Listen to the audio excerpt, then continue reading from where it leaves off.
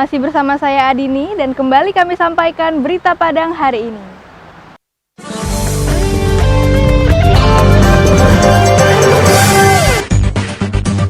Untuk mencegah penyebaran COVID-19, Kakanwil Hukum dan HAM Sumatera Barat mendatangkan petugas penyemprotan desinfektan dari sebuah lembaga swadaya masyarakat Senin sore. Seluruh ruangan yang ada di kantor Kanwil Hukum dan HAM Sumatera Barat disemprot hingga ke dinding-dinding ruangan luar. Pegiat konservasi Geopark Kabupaten Pasaman Barat menemukan bunga bangkai raksasa yang langka dari jenis Amorphophallus titanium di sekitar kawasan Geopark kaki Gunung Talamau. Kehadiran bunga langka tersebut menjadi daya tarik bagi pecinta alam dan wisata minat khusus di Sumatera Barat.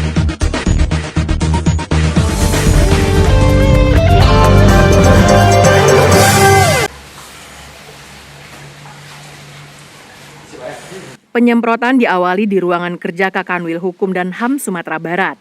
Petugas menyemprot seisi ruangan hingga ke kamar mandi. Termasuk meja kerja Kakanwil juga disemprot. Setelah itu, petugas penyemprot yang berjumlah 4 orang melakukan penyemprotan di ruang kerja staf, ruang rapat, musola, toilet, dan dinding-dinding kantor. Seluruh ruangan di kantor yang beralamat di Jalan Es Parman, Pusat Kota Padang itu disemprot cairan desinfektan. Menurut Kakanwil Hukum dan HAM Sumatera Barat, apa yang dilakukan adalah upaya mencegah penyebaran COVID-19 di lingkungan kantor Kanwil Hukum dan HAM Sumatera Barat. Nah, ini tujuannya adalah untuk bagaimana juga pencegahan untuk penanggulangan jangan sampai ada virus COVID-19 yang ada di wilayah kita. Dengan adanya penyemprotan desinfektan ini mudah-mudahan bisa menghilangkan itu. Di samping memang yang lainnya tetap kita lakukan. Setiap kali tamu yang masuk di ruangan kantor wilayah ini dilihat pengatur suhu tubuhnya dan dikasih untuk hand sanitizer. Selain penyemprotan desinfektan, Kanwil Hukum dan HAM Sumatera Barat juga telah menerapkan pemeriksaan kesehatan dengan alat pengukur suhu tubuh dan menyediakan hand sanitizer untuk mencuci tangan kepada para pegawainya. Laude Juhardio Anse melaporkan dari Padang.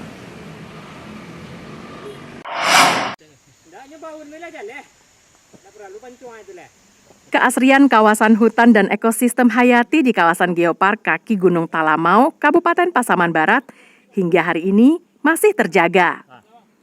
Beberapa waktu lalu, pegiat alam dan tim Geopark Kabupaten Pasaman Barat menemukan bunga bangkai raksasa langka di kawasan Geopark Gunung Talamau.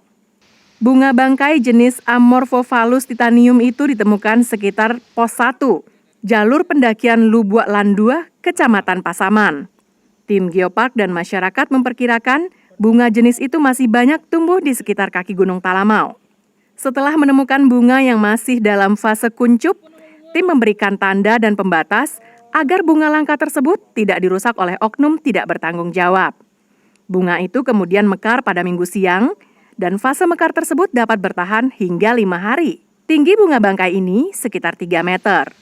Bunga tersebut merupakan endemik Sumatera yang dinyatakan langka karena fase bunga yang terjadi setiap 4 tahun sekali. Nama kampungnya ini bunga bangkai. Jenisnya Amorphophallus titanium. Kemudian bagaimana dia langka, siklus hidupnya itu berputar 4 tahun sekali dari kembang ke kembang. Di sekitar ini banyak kita temukan jenis raksasa seperti ini, tapi dalam berbagai tahapan yang ada. Ada yang batang, ada yang ini kebetulan menunggu kembangnya. Mudah-mudahan sore ini atau besok malam ini sudah bisa kembang. Sebelumnya, tim mengaku pernah menemukan bunga dengan ukuran lebih besar, namun sudah dirusak masyarakat karena dianggap sebagai tanaman porang. Tim memprediksi daerah itu merupakan kawasan yang banyak ditumbuhi bunga bangkai dengan ukuran raksasa. Yan Saputra melaporkan dari Pasaman Barat.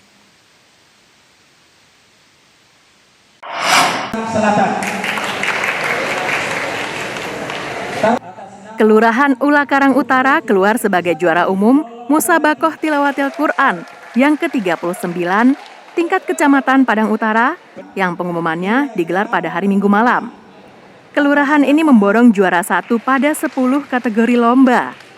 Setelah berlomba selama 3 hari pada ajang Musabakoh Tilawatil Quran, Kecamatan Padang Utara, akhirnya Kelurahan Ula Karang Utara keluar sebagai juara umum, mengalahkan 6 kelurahan lainnya yang ada di Kecamatan Padang Utara.